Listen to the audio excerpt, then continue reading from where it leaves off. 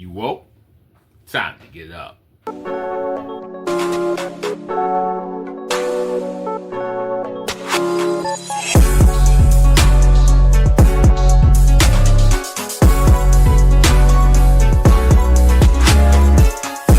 Thought You Were Woke, No Speed Limit Podcast. I'm your host, Alvin. I hope you guys are having a terrific day. And yes, it's been a while. So, this is the first show, but there are many more coming.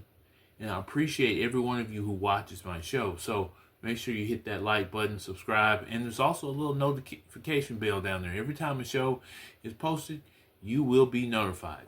Now, I did make a post yesterday with my first post in a while talking about the Elon Musk press conference because it had nothing really to do with Trump, even though it was held in the Oval Office.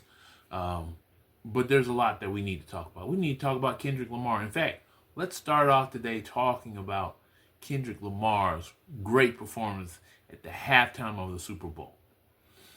It was the most watched halftime show of any halftime show in the history of NFL football or halftime shows. And, you know, the fact that there's so much controversy over the how good or how bad the show was is amazing. Personally, I'm going to tell you right now, I enjoyed it. It was one of the better performances. It was emotionally and mentally provoking. And that's the kind of halftime performance I can get into. Everybody talks about Usher. Usher was good, but it wasn't great. There was a lot of flaws in it that are memorable. So, you know, people talk about that compared to the two. But here's the difference. This is one that had more substance than Usher's performance. It provoked a message, both about Drake, because everybody's talking about how he talked about Drake, and the fact that it also had some political statements in it, an understanding of the world, how America wants you to be, and how you have the freedom to be what you want to be. So that's what this was about the authoritarian white supremacy overlord. Yeah, maybe I'm making more of this than you think I am, but I'm not. Then there's Uncle Sam, right? He's saying, hey, this is what we need you to be. This is what we want you to be. There's an elitism in this country that tries to tell you who you are and what you are. And this is where Kendrick Lamar broke the mold, even with every song. Remember one time he said it's more than just 40 acres and a mule, right? So this is a what they call a barrier-breaking performance. There was a reason why he used a PlayStation control.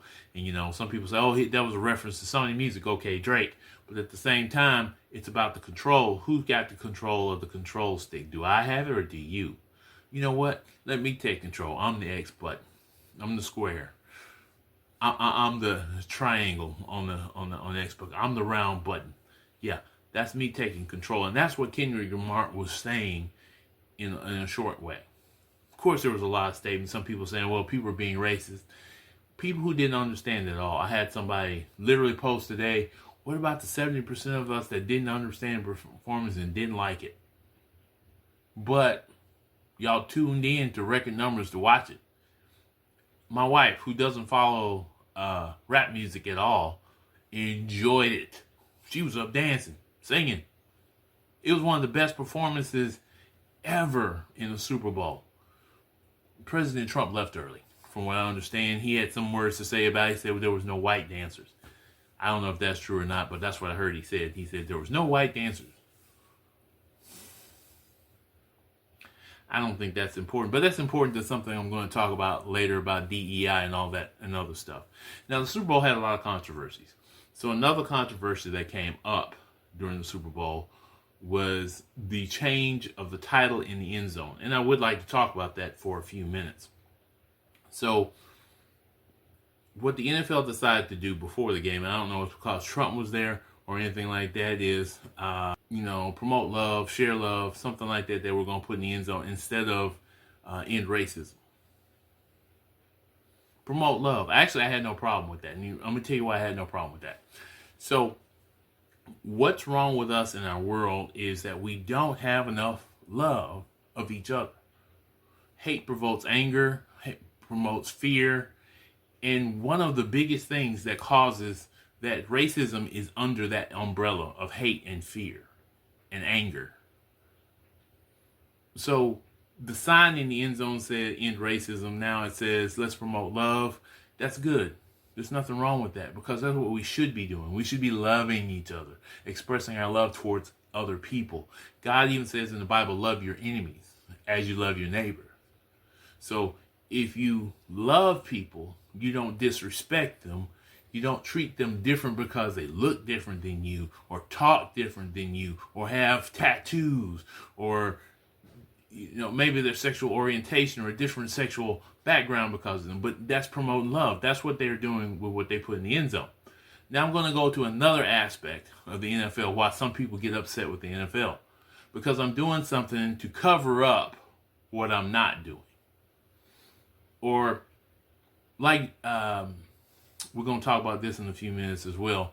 Elon Musk, one of his employees that decided to go on X and make some racially controversial statements and then was rehired later because of J.D. Vance. It's a mess, but we'll talk about that. So then somebody said, well, he should apologize. At least make a public apology. My problem with a public apology is if your heart and mind hasn't changed, it's not a sincere apology, so I don't want to hear it.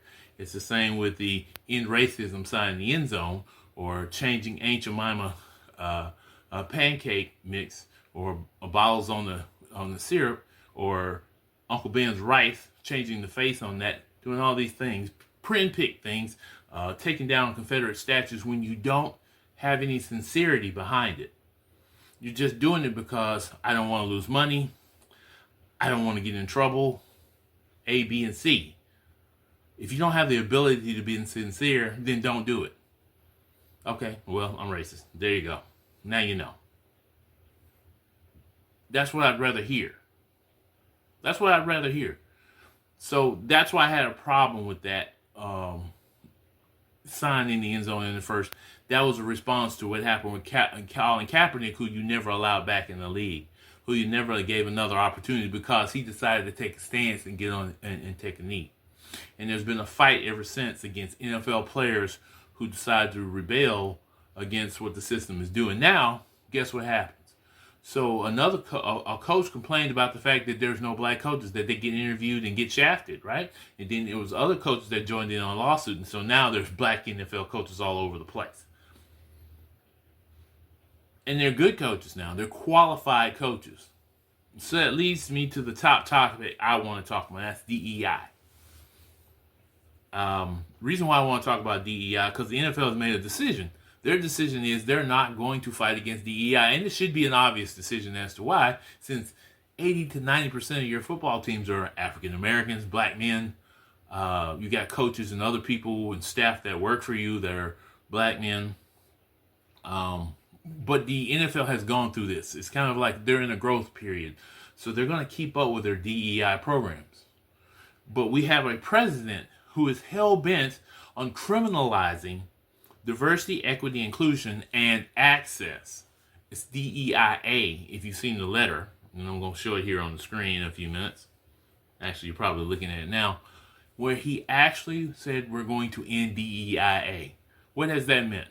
So let's look at the military, for instance. What it means by ending DEIA. There will be no Black History celebrations that have been banned. There are what we call groups for people like Spanish people, for black people, for Native Americans and Muslim people that meet. All those have been disbanded. I don't know if they've dealt with the religious side of things where there's a imam for the Muslims, there's a rabbi for the Jews, and of course pastors and other people for the Christian sect. I don't know if they've taken those down, but I do know that they've taken away Black History Month.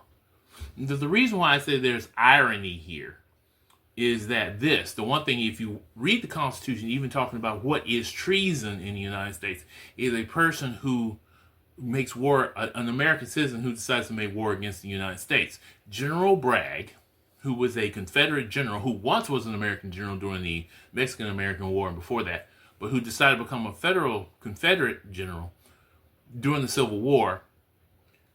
An actual U.S. military base was named after this individual.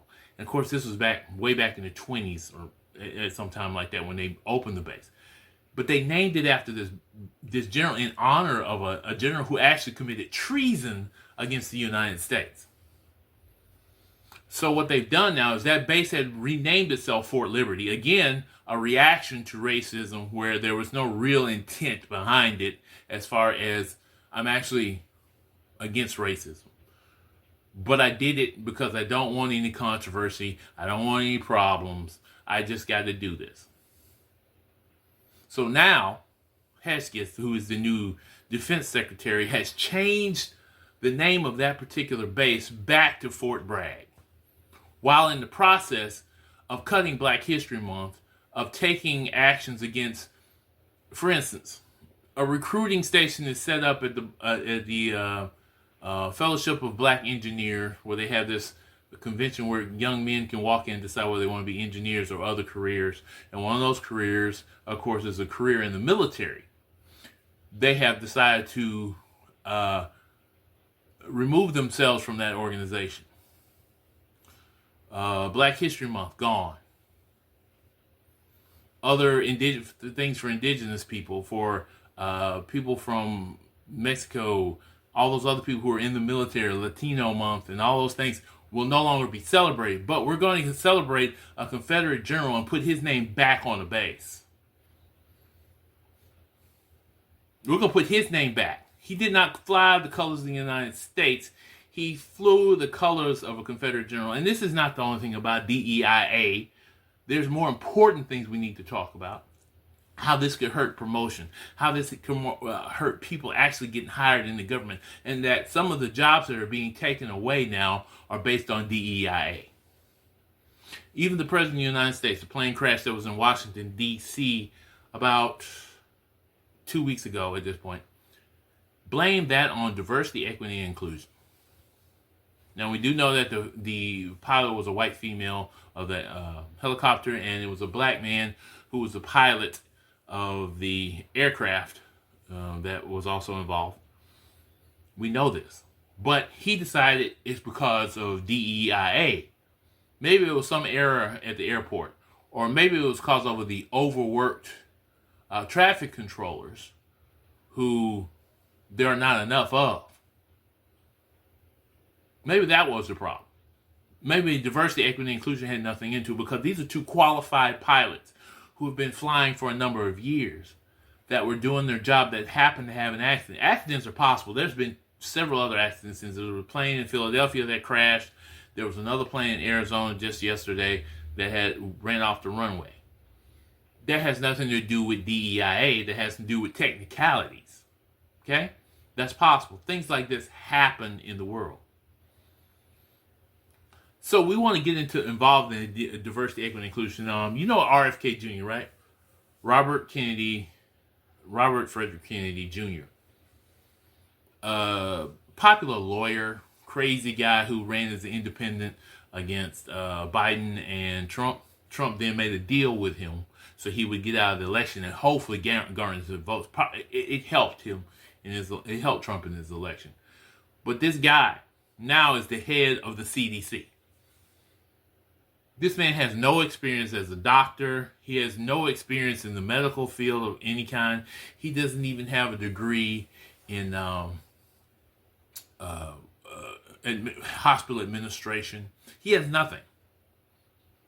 But he is now the head of the CDC. He's the Health and Human Services Secretary. So there's no telling what he's going to do in office, because he has no idea what he's doing.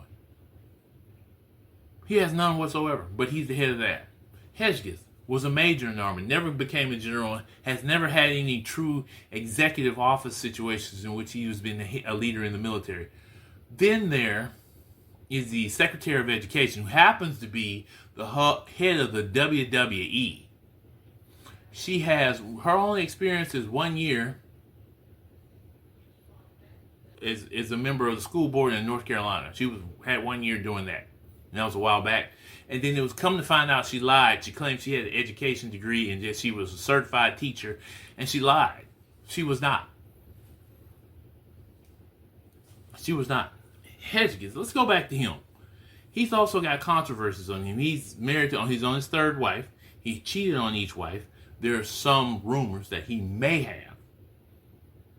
have committed, abuse to them, but the women involved have said no, there wasn't any abuse involved. But Hedges has not shown any loyalty that he could take an oath and he'll break it because he's been married 3 times. So if you don't trust me, you don't have to. But what I'm saying is, he's showing that he's not good at keeping oaths. He has not proven that he is. He has other controversies. He's had paid money because of a woman that he supposedly messed around with to keep her a hush money. So we got people, in people saying, who cares about that? Because you got Trump in office. He's a convicted felon. Big deal. I know people say that all the time, right? But the whole diversity, equity, inclusion, if you look at the cabinet that Trump has even put forth, there's only one black man.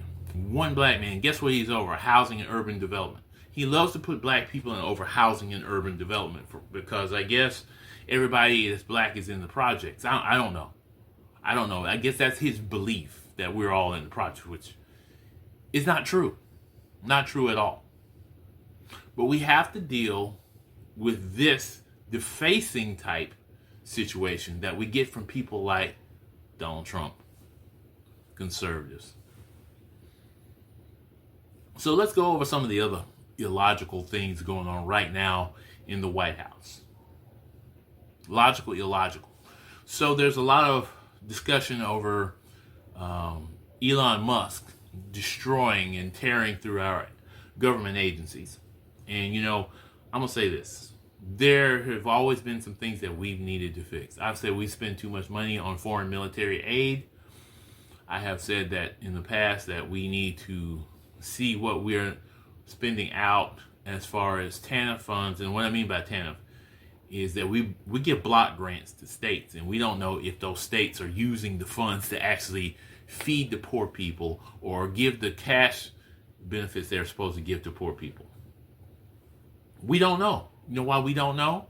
Because look what just happened with Brett Favre, about a year ago, 2 years ago, and in the state of Mississippi, where we found that they were money laundering money out to other companies and to the University of Southern Miss to build some kind of a volleyball stadium, while at the same time claiming that this was to help poor people get educated about how to get jobs and stuff like that, or how to or give more food to people. So we've given this is the thing. You have to understand, this happened during the Clinton administration.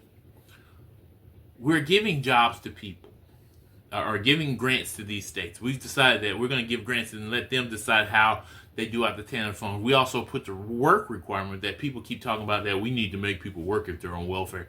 Actually, people do, because they have to work in order to get welfare.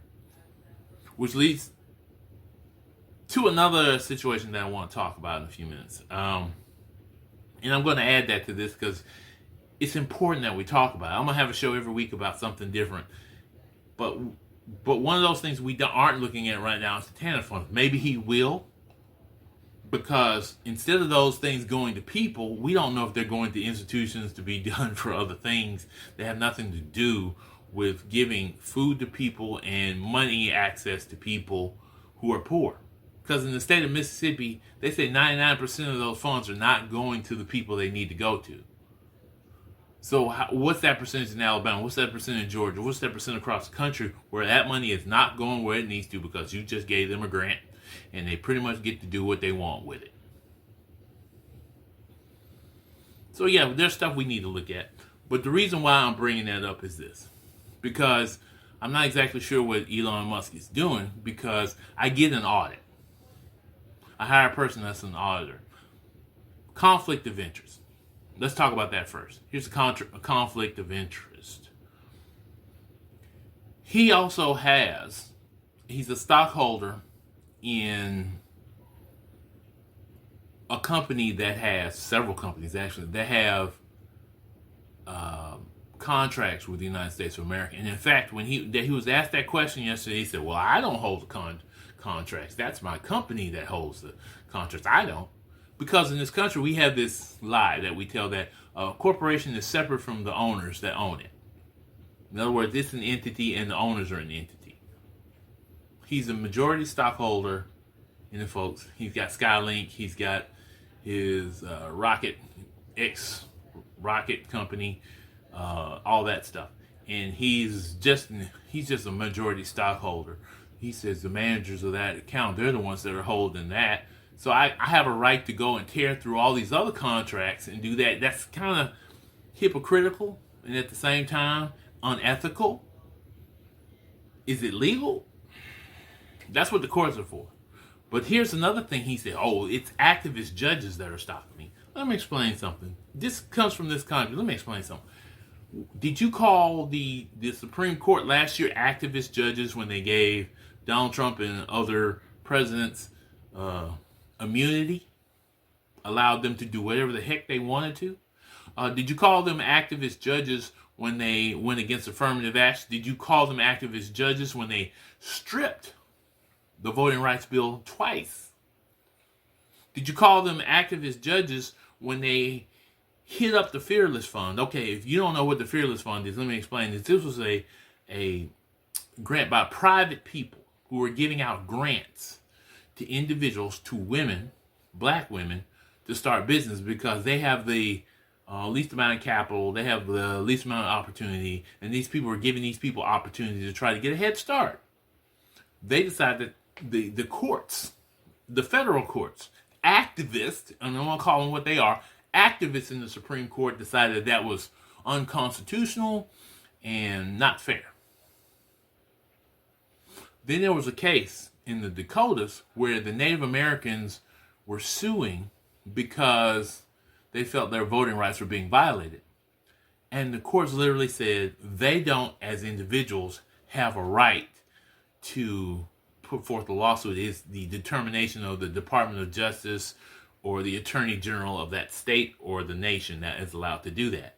Those, again, are activist judges. Because we talk about the strict constitutionality that the Republicans claim they believe in. But yesterday, Elon Musk called these activist judges, and J.D. Vance on Sunday said they had no business doing what they do. But that's not what it says here in the Article 3 of the Constitution.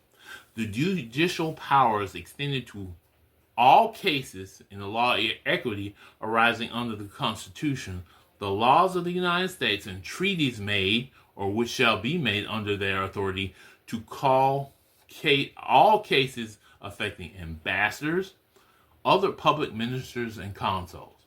So right now, guess what Elon Musk is? Public minister. So we have a right to decide whether he is legally doing what he's doing. We have a right to take a look at that. Yes, I understand the President of the United States. That's what Article 2 talks about. The President is the executive, so on and so forth. Now, like I said, if this was a simple audit, I take my audit sheet and say, I need to cut A, B, and C. Here's the problem. Congress has already set a budget.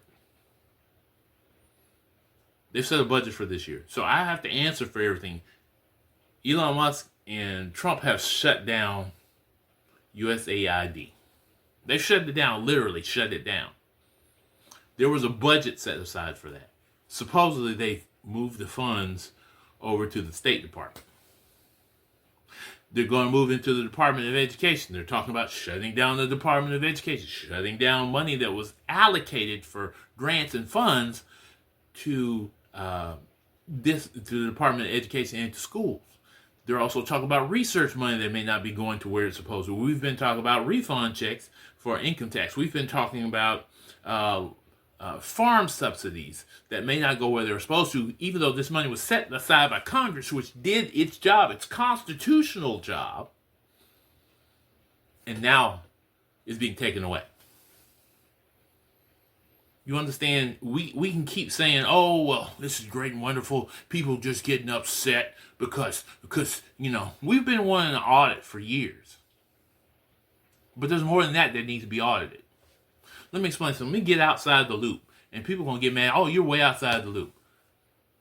We need to audit our businesses. We just got rid of one of the bureaus that's responsible for claiming money for people that's lost. They review companies to see how they're stealing money from individuals. We've shut them down.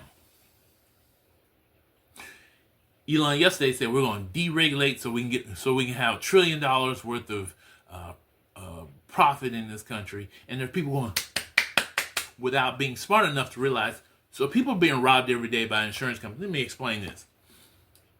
There's an article I need to show you, and I'll put it on the screen right now. Optimum Health. I use Optimum Health also. Optimum Health. There's a case pending against Optimum Health where a young man was denied an inhaler and he died.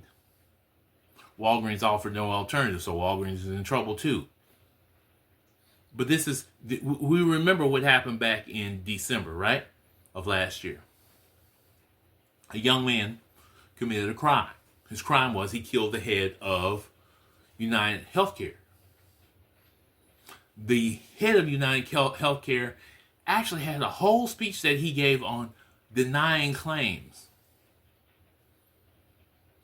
There are millions, not thousands, millions of stories where people's health care have been affected by how insurance industries have taken your money. They increase your premiums and and what you have to pay out every year. They increase your premiums and your deductibles. They decrease the amount that they're actually going to pay out. And now they're telling you what you can and cannot get unless you get the pre-authorization, which takes forever and goes through doctors that have no idea what they're doing or what's even on that paper. But we're not looking at things like that. Oh, no, we just need to audit our government and now fix problems in the United States for people. We have people right now who can't get insurance for floods. We have people who can't fix the roof on their house because of insurance. Prices are too high because companies have shut down and shuttered production plants. We have plenty of farmers, but they don't have they're funneling through basically like a cone. Have you ever seen a cone? You know how a cone funnels down? Everything's got to funnel down into one little spot. They're living in a world like that because this producer wants to be cheap. In other words, there's a lot of farmers and not enough places to sell your goods. Not enough middlemen to sell your goods. If that farmer could sell direct to market, guess what? Your eggs would be cheaper. Here's another problem with the CDC and all the things that are going on since they've shut it down and not allowing information is chickens are being killed by the barn loads right now. So literally, you see this video right here that's playing? There are lines for eggs like there would be for oil. I hadn't even talked about the situation at the border.